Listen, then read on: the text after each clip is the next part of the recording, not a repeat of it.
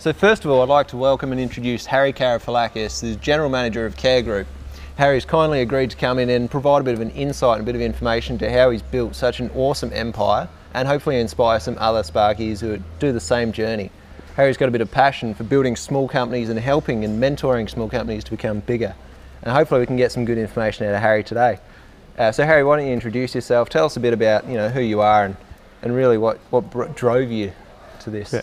Well, first, thanks Brace for having me here, and I'll commend yourself and the company on an absolutely beautiful place here. And the thing, straight away, your company culture stands out, and I can see some, real parallels with the way we do things. So thanks again for having us, and thank you for that great intro. So I'm 33 years old, pretty humble beginnings, working class family, not entrepreneurs at all, but had that, the real hard working mentality, which I think has been passed on, and I've been able to, take it to the next level, so to speak. And grew up in Australia, wasn't really a school person, finished year 12 just. At that stage, didn't know where life was going. My dad pretty much said, do a trade kind of thing. I couldn't decide what. Helped out a friend that did some electrical work, took an interest in it. From there moved on and did a pre-apprenticeship and couldn't find work. So I spent 2 years after my pre-apprenticeship trying to get an apprenticeship. Yep. Just couldn't get it. After 2 years, I literally pulled the pin, said this is not for me. I've got to do something with my life. So then went off and did labouring in the construction industry in the union side, and got a call one day for someone who's now a good friend of mine and a mentor in some ways, and said, hey, I've got your resume here from a year ago. We've just had one of our apprentices deported back to South Africa. Can you start tomorrow? By that stage, I had said I've given up on my dream, and then it's come back and fallen in my lap, and the journey started from there. So I worked for a big company for 6 years called Dessa, who's now NG. Learned some good lessons there, was able to work up into a leadership position, and then went on and has done my own thing from there. What really drove you? What kind of inspired you to become an electrician originally? What was it that appealed to you? Probably couldn't pin it down to one thing, but it was a thinking trade. I think that's what I've always had an interest in maths and stuff, and it was a trade I can think. You look at a plumber and they're knee deep in waste. You know what I mean? So that wasn't my thing. It was a clean trade and a thinking trade, and to be honest, early days I wasn't sure what I was doing. And look, I've always been a forward thinker. Electrical, electronics, the future, technology. It kind of made sense. Looking into the crystal ball.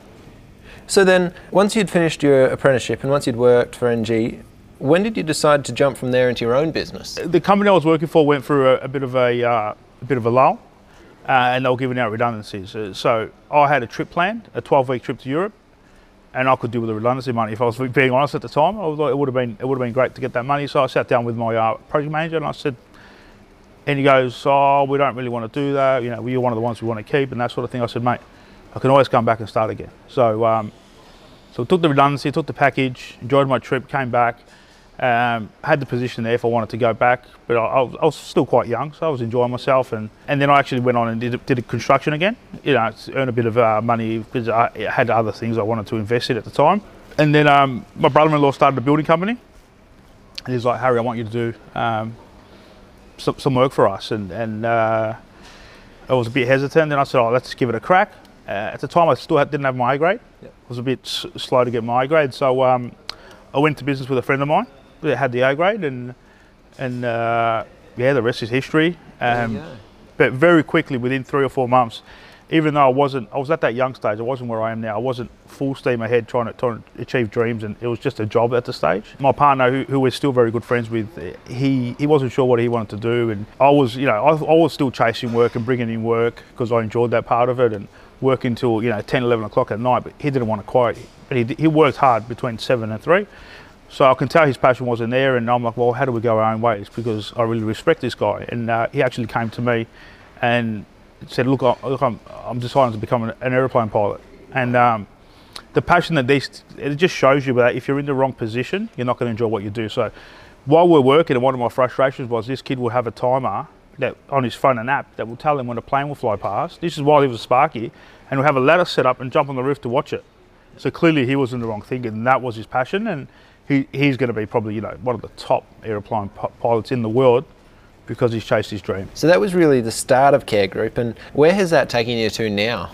Well, I would say the last 6 years is when I've really, 6 to 7 years, has really switched it on and got to the stage in my life where I know what I want and how I'm going to do it.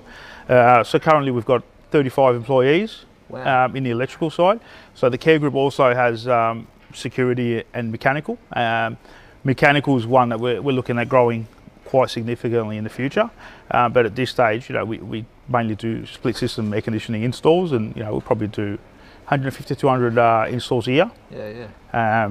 For a kind of a side business that we're just about to focus on, I think is doing well. And Kare Group does a lot of apartments, townhouses, shopping centres, schools is probably the bulk of our work.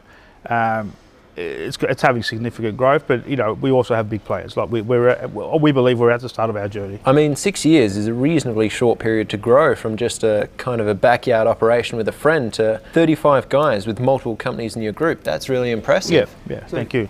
Can you step us through some of the milestones along the way and how you've built your company, really some of the key steps you had to take to do that? I think the best one is you need to be ready. You need to know that that's what you want to do. You can't do it half-hearted, and you've got to have a clear plan.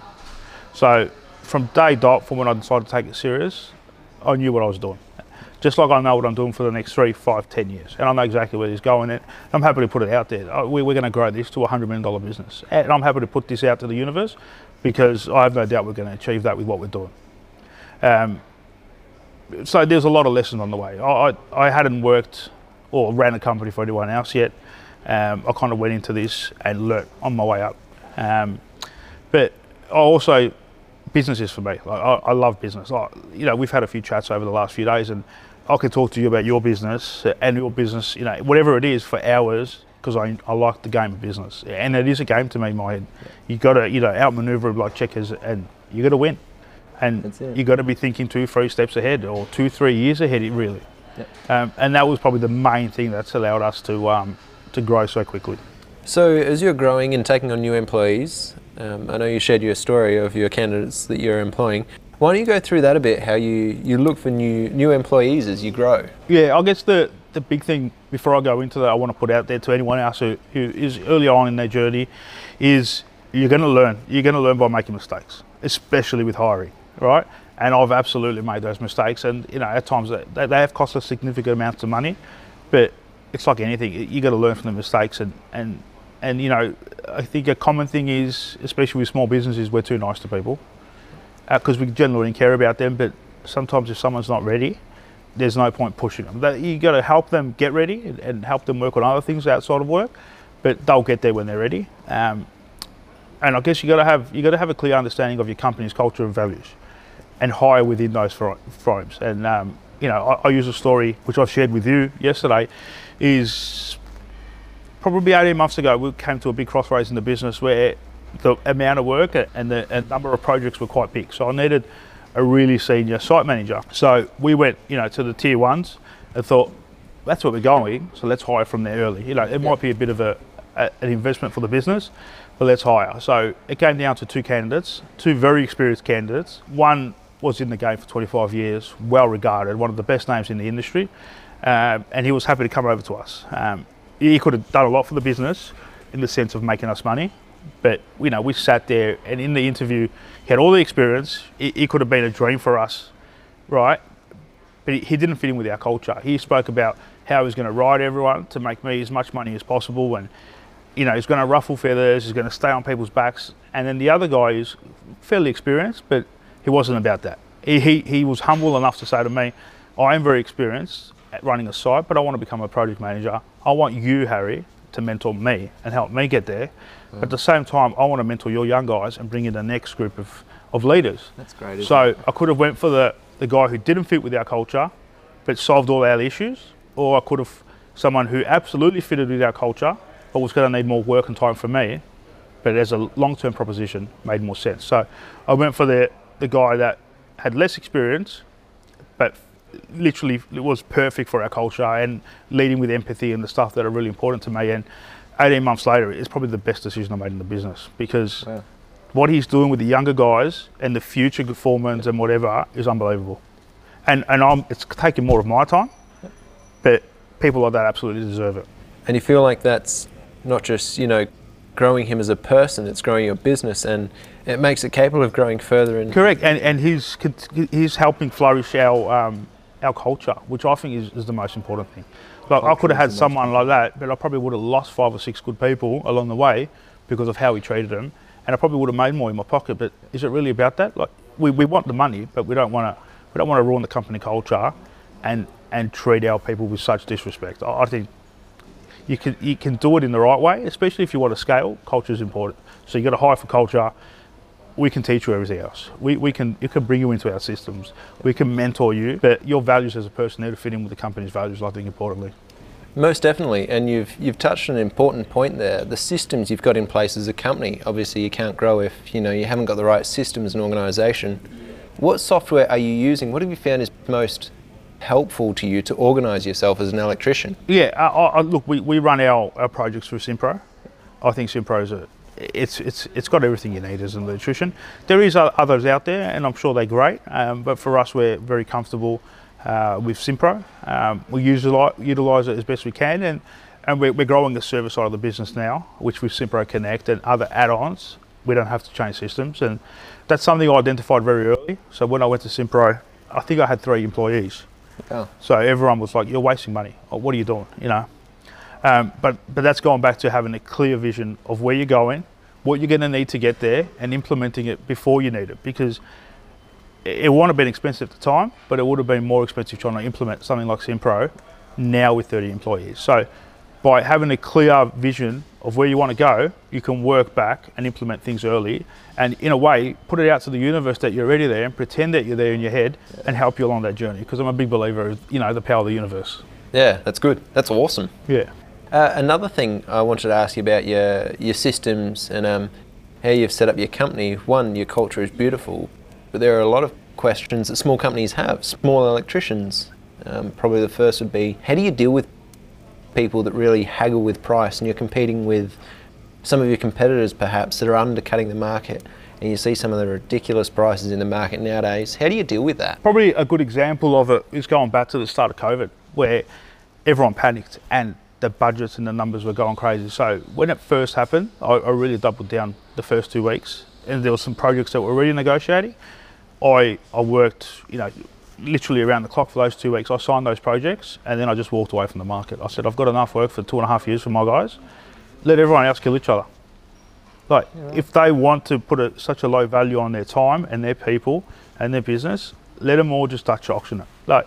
So I just stay away from that. I'll let them go for it, and with time and more importantly with years under my belt and experience, you learn who the good customers are. You learn what to look for in a customer, and don't go. Just if other people want to play like that, that's fine. Even if they're your friends, give them advice. Say, mate, it's only one way this is going to end.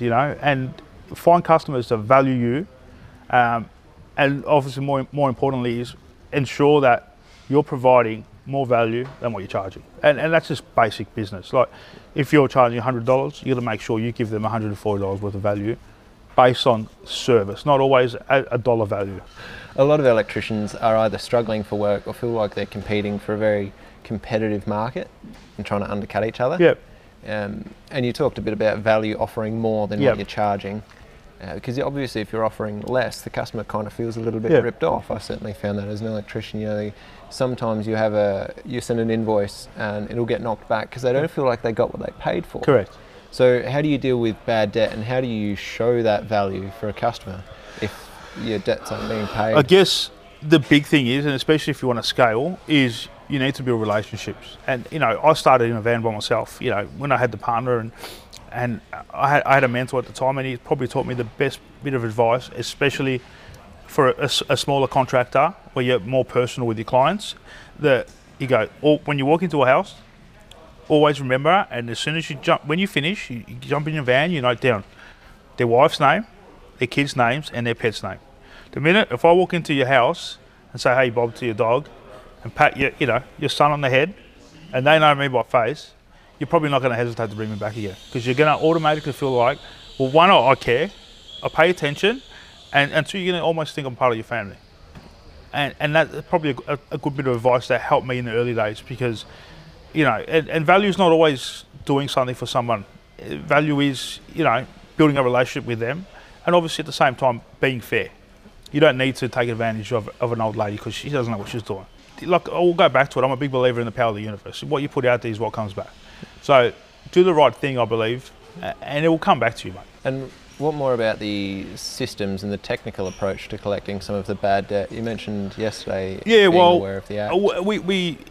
We've been lucky as a business when, people around us in our space have, just because they're their competition doesn't mean we don't have sympathy and empathy for them, but they've been unlucky where a builder has fallen over, and I think that is something that I've touched on in a podcast that I'm currently recording. But a couple of things that are a problem in the industry, the big one being retention. So, they take 10% until they reach 5%. At the start of a project, the project goes for 12 months, then another 12 months after that, you've received that. So builders take that money and fund their next project.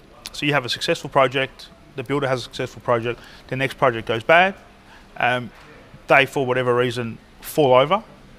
You've got 100 grand in retentions, that's gone for no fault of your own. And I think that's a problem in the industry. Whereas, for an example I like to use is, you rent a house, you give a bond. That bond goes to a trust, not to the real estate agent to fund their project or to pay for their car repayments, for instance. So I think that's a big issue that's working against contractors, because you can do, for no fault of your own, you might lose 100 grand retentions because another job went bad for a builder. So I believe retention should be held in a trust, and builders aren't doing anything wrong, because that's just how the industry works, right? It doesn't mean that they're doing the wrong thing by us, but we're exposing ourselves for no fault of our own as an industry. And a big one is that I think a lot of people don't know about is trade credit insurance. Yep. Like we secure our debts. Yep. So if a builder does fall over, we get paid out from insurance policy. It's not cheap, but it's a lot cheaper than if something goes wrong. And in the current climate with COVIDs and a little backlog that's coming through now because of COVID and the shaky economy, I think it's more important than ever. And another benefit that the trade credit insurers will give the contractors is when they're about to do new work with someone, you call your trade credit insurance company and you run a credit check, and they tell you if they got good or bad debts and whether you should or shouldn't work for them. And they'll say, well, this builder's got a bad reputation, don't work for him, and we won't give you insurance. Now, if your insurance company says no to working for that builder, yep, I would hope that you take that up and don't work for him yourself. And where in your process of, like you and a friend starting a business to 35 employees, at what stage did you decide that was a good idea in terms of the scale, in terms of the growth? At the time I didn't know it, but looking back, I've always had it in me. Yeah. I've, from a young age, in a way, I've, without sounding like an idiot, I've known that there's a greater purpose. There's a reason for it, and the reason isn't what I'm doing right now. I don't know what my reason is, but I think I'm here to do something for other people. And it kind of, me and my wife are actually working that out now, and we're making some moves and doing some courses for our future dream. And I think eventually what I'm doing now is going to be a means for me to provide more to other people. That's awesome. Yeah. It's really altruistic, and it's good to see someone who's done so well, successful in business, but then also giving back to the community and mentoring. Well, yeah, like I love what I'm doing. I love business, but I think there's a greater purpose there somewhere. And it's just, and I haven't worked that out yet. But even our end goal and what's passionate me and my wife is, we want to set up a country retreat for women from domestic violence that are pregnant, a place where they can see out their pregnancy and then transition into the community 12 months later, because they're not in a safe environment. And that's something me and my wife are working towards. And that's what gets us out of bed. Like, we like nice things, we want money just like everyone else, but that's not our why. That care and empathy obviously comes across to your customers, your employees as well. It sounds like that's exactly how you run your business as well. I definitely lead by empathy, and that's why we've got the culture we have. And that's what one of the things that we hire on. I don't think you need to kick everyone down on the way up. I would like to see us have success as a team, and the key people in the business that put in the hard yards. Eventually we get to a point where we can repay them all and stick to that. You mentioned in one of your LinkedIn posts that you've read the book, The E-Myth Revisited. Oh, absolutely. Yeah. It's an awesome book. Yep. Tell me how that's affected your business and your mentality. I read that book, I reckon I was about 20 years old, and it had a real effect on me. And it made sense. Like, you go anywhere in the world, right, and you order a Big Mac, you're going to get the same products, right? And the reason is because they've got such a tight system. Not only that, I work with apprentices, say 18 to 24 years old, and I know how hard it could be to get someone motivated at that age because they haven't worked out what they want. Now, McDonald's with their systems can get you the same burger, exactly the same, with 15 and 16-year-olds working. Like, they're doing something right. Look, pay attention, you know? So, and I tried to implement it where I was working. I tried to implement systems in the electrical business, and I got shut down every time. It can't be done in our industry. Nah, we're moving the industry. And, you know, I can say we've done it.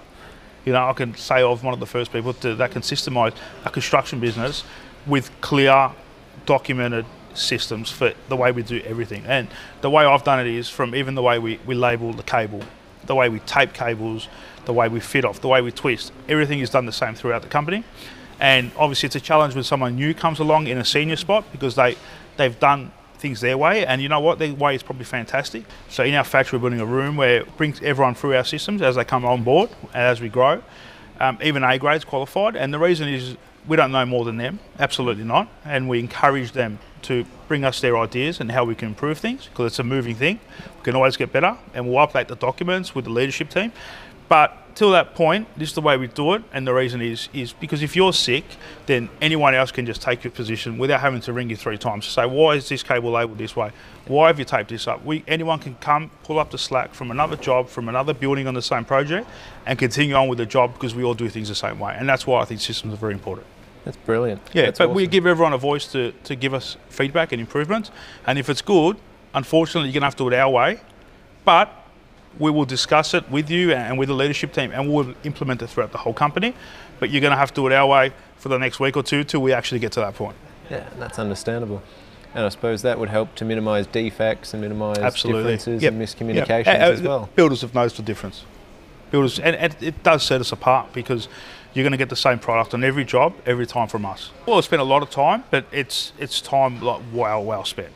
Well spent, yeah. Especially when you want to scale, you got to do the work before you scale, not after, because then it gets very painful. No, of course. Is there any other advice that you would give an aspiring young, Sparky that's just gone out on his own, maybe has an apprentice? If he were to come to you and ask as a mentor, what would you? Yeah. When something goes bad and you're in a dark time or something, well, first of all, when you're in a dark time and you will have businesses like this, and that's just 2 hours of your day. Right, up and down. I'm on top of the world. Oh shit! How am I going to get? How am I going to pay? How am I going to get to tomorrow? Oh, this is amazing. I'm killing it. Oh no! How am I going to solve this? Right. So, first of all, embrace it. And naturally, for me, when something goes bad, is when I just get full of energy. I love it because I'm going to solve an issue. And first of all, I'm going to be very uncomfortable. Right. I'm going to feel all these emotions, and that's when growth happens. If you're comfortable, you're not growing. Right. Of course. So when something goes bad, 2 things that I'm going to benefit from. I'm going to grow, and you need to grow before you take that next step. That next step is going to come, it's going to present itself to you, but it's not going to present itself to you already. So sometimes you need to go through and grow as a person, right? And to take that next step. So embrace it and know that even though it's hard right now, good is going to come from it. So just step away, just think that we're going to solve this issue and we're going to move on, and I'm going to be a better company for it and a better person from it. And 2 is good. It's a problem. I want problems because I'm going to solve them. Yep. I'm going to put a system in place. Yep. But if that problem happens like 2-3 times, then it doesn't matter how big your organisation, you as a leader have done something wrong because the same issue is coming up again. You need to deal with the issue, sit down, document it. Well, first of all, solve it. Then sit down with your leadership team. What can we improve? What can we document? What can we do better for next time? Right? And that's just not words. You need to take action. And I think that's you need that for growth. So then challenges like COVID are a massive headache to so many small businesses. How did you respond to the COVID challenge recently? Well, I've documented my my COVID stuff is, especially the first 3 months, I loved it. Because I worked harder and I worked so hard on my systems and processes again and retweaked them. I worked harder and my wife was like, you're crazy. The sites are shut, like no one's working. Like, look, everyone's chilling out at home in their onesies. What are you doing? I worked longer and harder than anyone else. It gave me energy to work harder, knowing that my competition was sitting at home, and I was like, mate, this is a blessing. We have time to work on our business, to do all the things that we have on paper and haven't had time to do. Like, we're going to come out so strong and so better as a company. Like, it's actually amazing. Like, we've had a pause in the industry, and not a pause to go to down to Rye or to the beach over Christmas. We've had a pause to work, and we can work on the things that we didn't have the time to do. I guess it's just naturally maybe an optimist, but especially the first 3 months, I thought it was amazing. That's great. When people were panicking and taking on jobs for ridiculous prices, and unfortunately for the industry, are probably taking the. Not only did they go in cheap, they've had significant cable price rises, material price rises, and these guys are probably scratching their heads saying, "How am I going to come out of this right now?" We stayed away from that and literally worked on ourselves and our business and our people. There you go. Well done. It's a real credit to you. So thank you for coming in. Thank you for sharing your story. I think it's definitely been helpful for me as an electrician. I think a lot of our customers and small electrical contractors will love your work, find you really inspirational. Thank you, mate. And I think that'll really help with your mentoring the small companies as well. Yeah, I like to see people do well, mate. Thanks again for coming in. Thanks for having me, mate. Sharing your story.